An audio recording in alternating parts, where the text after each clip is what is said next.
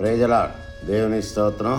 క్రీస్తు దేవుని బిడ్డలారా, ఉదయ కాలమున ప్రభు అయిన యేసు క్రీస్తు వారి శ్రేష్టమైన నామమున మీ అందరికీ కూడా ప్రభు నామమున హృదయపూర్వక వందనాలు తెలియజేస్తున్నాను. ద వర్షిప్ ఆఫ్ యాహే అనే ఈ కార్యక్రమం ద్వారా దేవుని ఘనమైన నామాన్ని స్తుతించే ధన్యత, కీర్తించే భాగ్యం, కొనియాడే అవకాశం దేవుడు మనకిచ్చినందుకై దేవునికి వందనాలు చెల్లిస్తూ మరి సమయంన దేవుని వర్తమానాన్ని విందాం, దేవుని వాగ్దానాన్ని జ్ఞాపకం చేసుకుందాం. యెషయా గ్రంథము నుండి 45వ అధ్యాయము 22వ వచనాన్ని చదువుకున్నాం. యెషయా గ్రంథం 45వ అధ్యాయము 22వ వచనాన్ని చదువుకున్నాం. బూదిగంత నివాసులారా, నా వైపు చూసి రక్షణ పొందుడి. బూదిగంత నివాసులారా, నా వైపు చూసి రక్షణ పొందుడి. దేవుడు నేనే, మరి ఏ దేవుడు లేడు. దేవుడు నేనే, మరి ఏ దేవుడు లేడు. దేవుని బిడ్డలారా గమనించండి, దేవుడు తన ప్రవక్త ద్వారా ప్రవశించిన శ్రేష్టమైన ప్రవచనం ఇది. బూదిగంత నివాసులారా అంటే సర్వలోకమంతా కూడా ఆయన వైపు చూడాలి. అలాగ చూస్తే రక్షణ కలుగుతుందని, దేవుడు నేనే, మరి ఏ దేవుడు లేడని దేవుడు సెలవిస్తున్న మాట మనం జ్ఞాపకం చేసుకుంటే మానవులకు రక్షణ కావాలి. ఎందుకంటే బూదిగంత నివాసులందరికీ కూడా రక్షణ కావాలి. కాబట్టి రక్షణ కార్యము జరిగించాలంటే మనము దేవుని వైపు చూడాలి. ఎందుకంటే దేవుడు నేనే, మరి ఏ దేవుడు లేడంటున్నాడు. కనుక ఆయన వైపు చూడగలిగితే రక్షణ కార్యాన్ని దేవుడు మనకు అనుగ్రహిస్తాడు. అందుకనే హెబ్రీయులకు రాసిన పత్రిక 12వ అధ్యాయం మనం గమనిస్తే, ఇంత గొప్ప సాక్షి సమూహము మేఘములు ఆవరించుండగా సులువుగా చిక్కును పెట్టు పాపను విడిచిపెట్టి విశ్వాసమున కర్తయు దాన్ని కొనసాగించేవాడైన యేసు వైపు చూస్తూ మన ముందు ఉంచబడిన పందెములో ఓపికతో పరిగెత్తు. యేసు వైపు చూడాలి. యేసయ్య వైపు చూస్తే మనకు గొప్ప కార్యాలు దేవుడు జరిగిస్తారు. రక్షణ కార్యం జరుగుతున్నట్లుగా దేవుని బిడ్డలా జ్ఞాపకం చేసుకుందాం. గమనించండి, లోకం వైపు చూడకుండా యేసు వైపు చూస్తా గొప్ప ధన్యకరం, ఆశీర్వాదకరం, దీవెనకరమని దేవుని బిడ్డలా జ్ఞాపకం చేసుకుందాం. ఉదయాన దేవుని ఘనమైన నామాన్ని స్తుతించే ధన్యత, ఈ భాగ్యం, ఈ సమయం దేవుడు మనకిచ్చినందుకై దేవునికి మనము కృతజ్ఞతాస్తుతులు స్తోత్రాలు చెల్లిస్తున్నాం.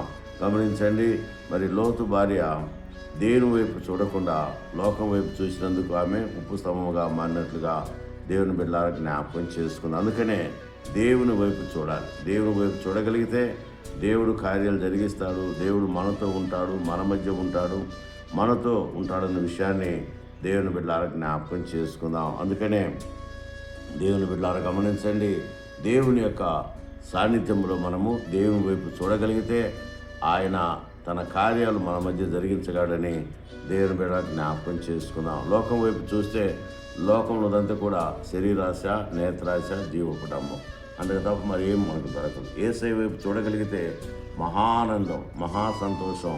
దేవుని వైపు చూడగలిగితే మనకెంతో మేలుకరమైన విషయమని దేవుని బిడ్డ జ్ఞాపకం చేసుకుందాం. అందుకనే ఒక పాపి మారు మనసు పొందుట దేవుని ఎదుట, దేవుని దూతల ఎదుట మహా ఆనందమని భక్తులు తెలియజేసి నిజమే. దేవుని బిడ్డ గమనించని, రక్షణ లేకుండా యేసయ్య వైపు మనము చూడలేము. రక్షణ లేకుండా పరలోక రాజ్యం వెళ్ళలేము. రక్షణ లేకుండా దేవుని వైపు మనము కార్యాలు జరిగించడానికి చూడలేమన్న విషయాన్ని దేవుని బిడ్డలారా జ్ఞాపకం చేసుకున్నాం. ఉదయకాలమున దేవుని బిడ్డారా, దేవుడు అందరికీ సువర్తమానం అందిస్తూ బూదిగంత నివాసులారా గమనించండి, అందరికీ దేవుని యొక్క వర్తమానం ఏంటంటే నా వైపు చూసి రక్షణ పొందుడి. దేవుని వైపు చూడాలి మనం. ఎందుకంటే దేవుడు నేనే అంటున్నాడు కనుక ఆయన వైపు చూడగలిగితే ఆయన మనతో ఉంటాడు, మన మధ్య ఉంటాడు, మనతో కార్యాలు జరిగించే దేవుడని దేవుని బిడ్డలారా జ్ఞాపకం చేసుకున్నాం. కనుక యేసు వైపు చూసి రక్షణ పొందుటకు మనము ప్రయాసపడాలని దేవుని బిడ్డలారా జ్ఞాపకం చేసుకున్నాం. గమనించండి, జక్కయ్య యేసు ఎవరో చూడకూడదు. అందుకే ఆయన ప్రభువును చూసినకు ఆయన త్వరగా పరిగెత్తి మేడి చెట్టు ఎక్కాడు. అయితే గమనించండి, దేవుడు ఆయన గమనించాడు. జక్కయ్య ఎప్పుడైతే యేసు వైపు చూశాడో, యేసును చూడాలనుకున్నాడో, దేవుడు ఆయన వైపు చూశాడు. చూసి జక్కయ్య నువ్వు త్వరగా దిగు, నేను నీ ఇంట ఉండవలసిందని చెప్పినప్పుడు ఆయన త్వరగా దిగి యేసయ్యను చేర్చుకున్నాడు. తన ఇంటికి వెళ్ళారు. యేసు వైపు చూశాడు. యేసు వైపు చూసినప్పుడు ఆయనలో ఉన్న బలహీనతలన్నీ కూడా బయటపడ్డాయి. గమనించండి, ఆయన కూర్చోలేకపోయాడు. తటాలు లేచి ప్రభువా ప్రభువా అని ప్రభు దగ్గర ఆయన తన తప్పితాలు ఒప్పుకున్నాడు. ఏదైతే అన్యాయంగా అక్రమం తీసుకున్నానో అంతకు 4 అంతలు చెల్లిస్తానని దేవుని దగ్గర ఆయన ఒప్పుకున్నాడు. అంత మాత్రమే కాదు, నా ఆస్తిలో సగం బీదలకు ఇస్తానని చెప్పాడు.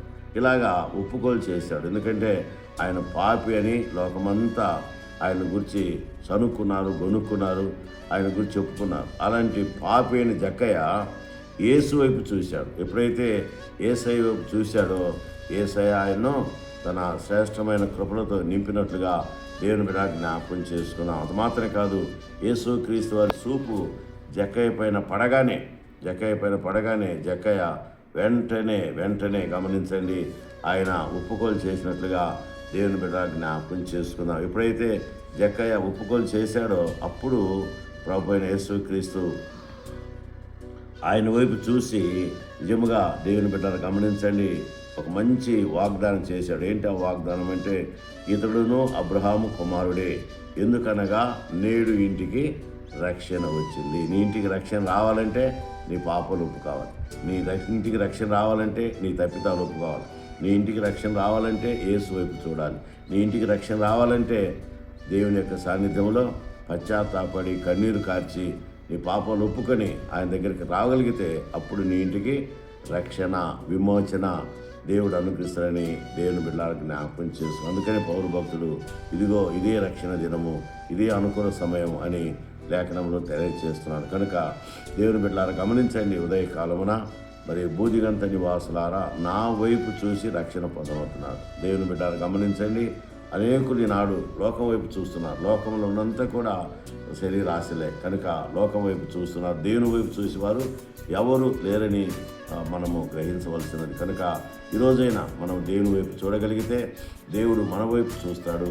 జక్కయ్యకి ఎలాగా రక్షణ అనుగ్రహించాడో, జక్కయ్య కుటుంబానికి రక్షణ ఇచ్చాడో, జక్కయ్యను అబ్రహాము లిస్టులో ఎలాగ చేర్పించాడో ఈరోజు నిన్ను నన్ను దేవుడు అలాగా చేర్పించగలన్న విషయాన్ని దేవుని బిడ్డలారా జ్ఞాపకం చేసుకొని ఉదయకాలమున దేవుని వైపు చూసుటకు మనము ముందుకు సాగుదాం. ఎందుకంటే సిలువ వేయబడినటువంటి 2 దొంగలలో మొదటి దొంగ లోకం వైపు చూశాడు, లోకంలో కలిసిపోయాడు.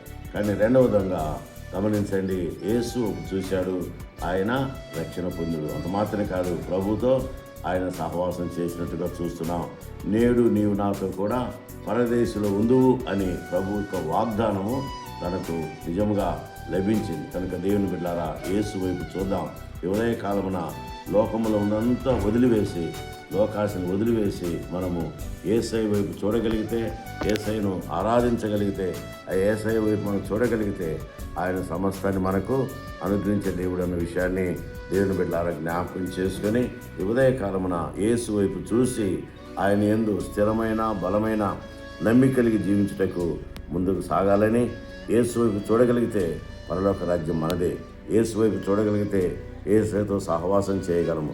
యేసయ్యతో మనము నిత్య నివాసంలో ఉండగలం. అంత మాత్రమే కాదు, యేసయ్య మన దేవుడు, మన మధ్య ఉంటాడు, మనతో ఉంటాడు, మన మధ్య కార్యాలు జరిగిస్తారన్న విషయాన్ని జ్ఞాపకం చేసుకొని ఉదయకాలమున యేసు వైపు చూసి ముందుకు సాగునట్లు తండ్రి, కుమార, పరిశుద్ధాత్మ త్రియేక దేవుని నిత్య సహవాసము మనందరికీ తోడైండుగాక.